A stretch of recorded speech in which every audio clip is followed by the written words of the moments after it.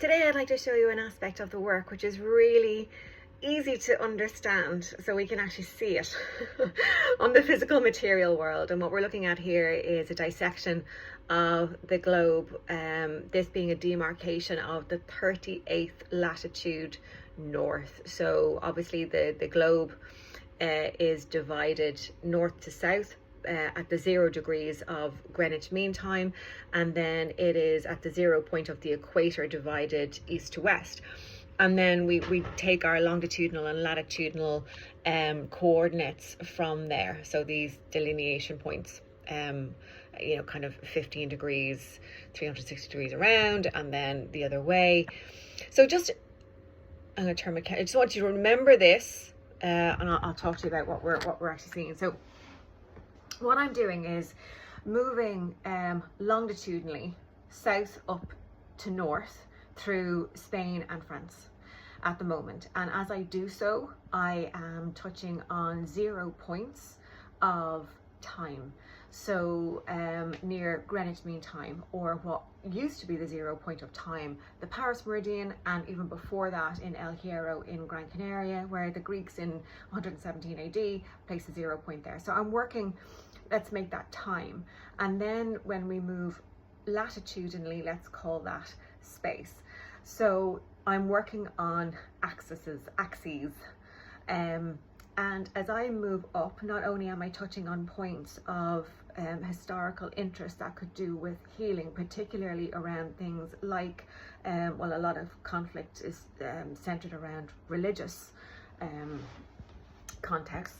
And Spain is no different, because it was once Muslim, and then of course we had things like the Crusades, we had that Reformation to Catholicism, and then things like the Spanish Inquisition, which enforced Catholicism through persecution of Muslims and Jews who were thought to secretly be practicing their faith of origin, things like that. So today's cathedral, like many of the ones that I will be visiting, was originally a mosque.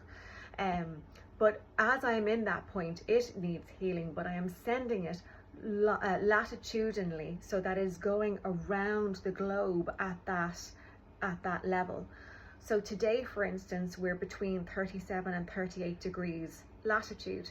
And when you look at the points on the planet that touches Iran, okay, so overnight we had Iran retaliating to Israel's strike of a couple of days ago. So there's obviously very, very deep ancient conflict in those sites, which is currently escalating. We touch places like Athens, which is huge for how we think about ourselves philosophically, and all of the constructs that we still live by in terms of philosophy, politics, education, etc. So it's huge. Places like Tunisia, where, again, quite a lot of deep civil unrest, but also places like Silicon Valley, Area 51. But very interestingly, the 38 latitude was the actual border between North and South Korea, and became very significant during the Korean War, and it was over that borderline of the 38th parallel that the conflict ensued.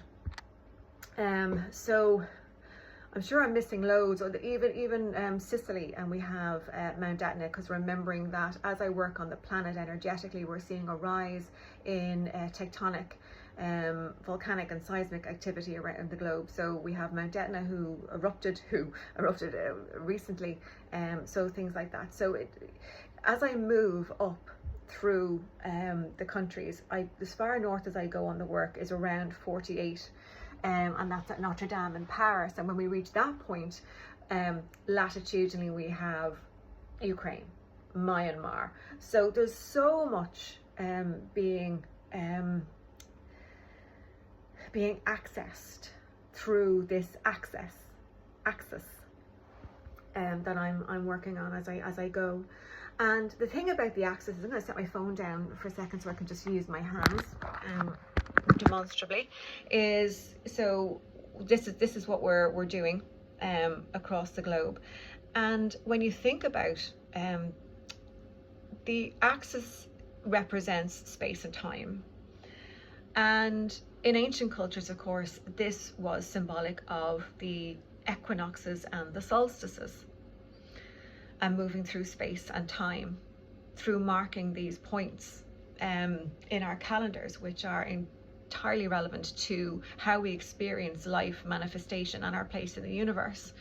And of course, this is a huge Christian symbol as the crucifix, but of course the intersection and the midpoint to this is the heart.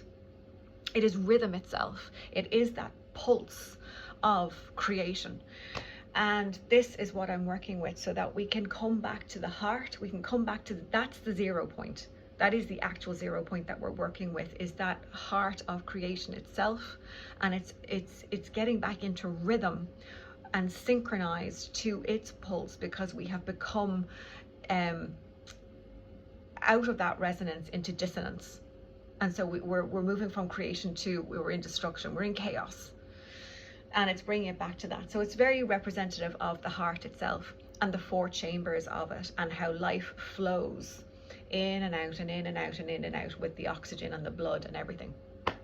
So I am working 2 weeks before the summer solstice and 2 weeks after the summer solstice. So in the year where we have the most light, and of course I'm bringing light to all of these places through the heart of the divine feminine. The divine feminine being the energy and consciousness and representation of infinite unconditional love. So through all time and space, without condition, that's what we're coming back to. And if you've ever had a session with me, I just looked at this phone clock. I don't know if this is the correct time, but 11:53. I keep seeing 153. I've talked about that number quite a lot on my page. I've been seeing it all week. Anyway, if you've had a healing with me, a lot of people say, I felt my hands disappeared, or they were on fire, or they were numb, or whatever. And when I show them, and it's hard to see on the camera here, but you can see that your heart is directly related to this axis. And when we look at that, we can think about the crux, the crucifix, and how the heart is the center of it, the 0 point, the point of most alignment and transformation and transmutation. So yeah, it's symbology and how I'm working at what are deemed to be Christian sites. This is not that it has anything to do with religion. It does, and the healing in what religion has controlled, I suppose. But anyway, yeah, that's all what I'm working with. I want to pull a card. Oh, that's all of them. Bear with me. Sorry, 1 second.